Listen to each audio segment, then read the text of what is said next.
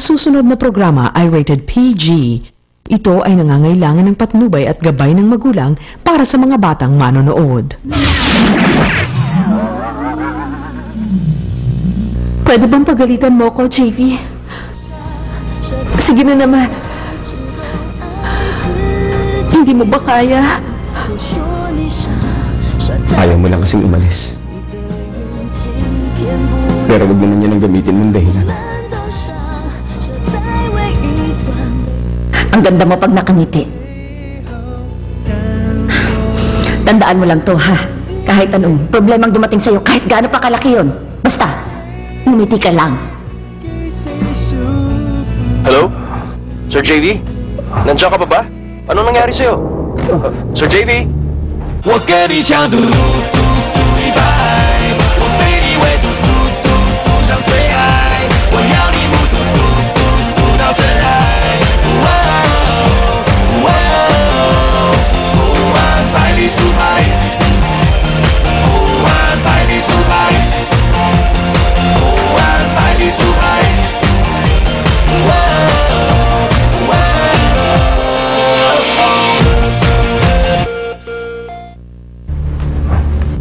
Tony. Hello? Sir JV? Nandiyan ka pa ba?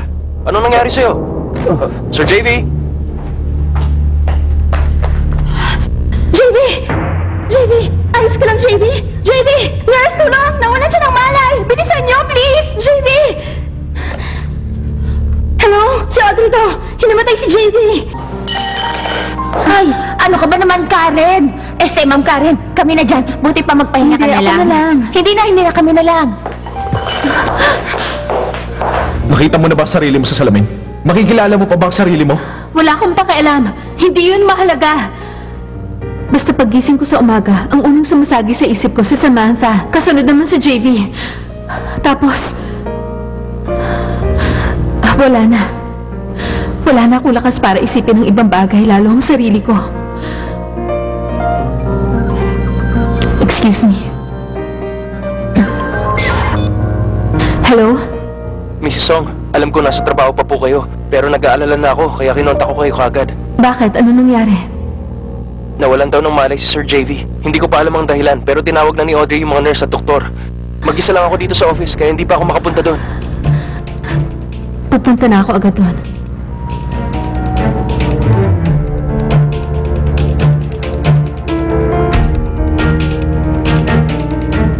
JV, matigising ka na.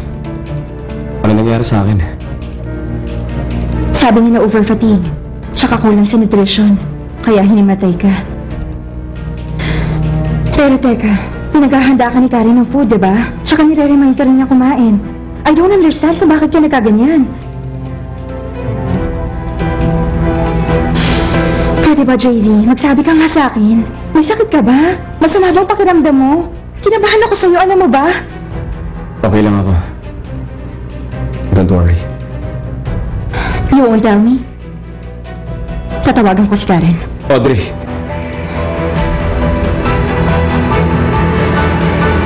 Huwag mo sabihin sa kanya.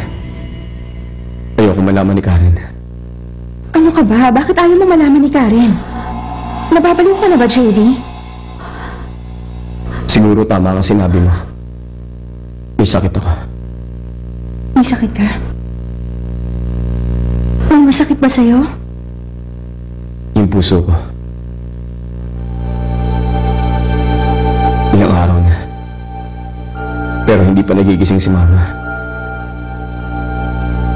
Araw-araw sinisisi ni Karen ang sarili niya. Kaya sinasabi ko sa sarili ko, kaya mo to. Malakas ka. Ikaw ang magpoprotekta sa kanila.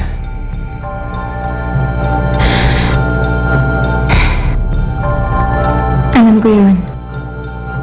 And you always do very well. Kaya nga hindi ko alam kung bakit ako ganito. Alam kong hindi sinadya ni Karen yung nangyari. At alam kong masama rin ang loob niya. Kaya lang tuwing tinitingnan ko si Mama, ang hirap. Ang hirap na hindi ako makaramdam ng galit sa gumawa nito sa kanya.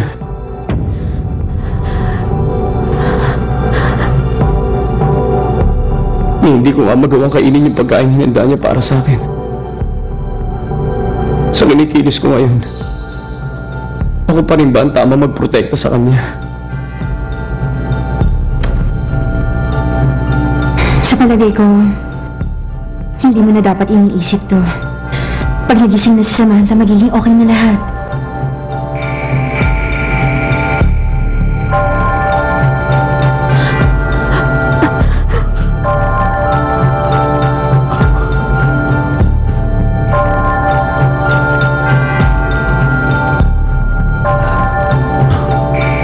Audrey, huwag mo na sana sabihin kay Karen to.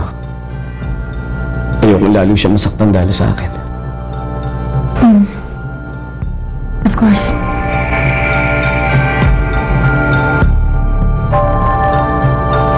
Karen!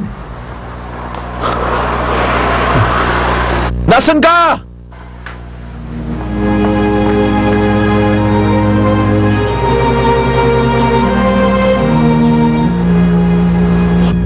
Sorry, JV.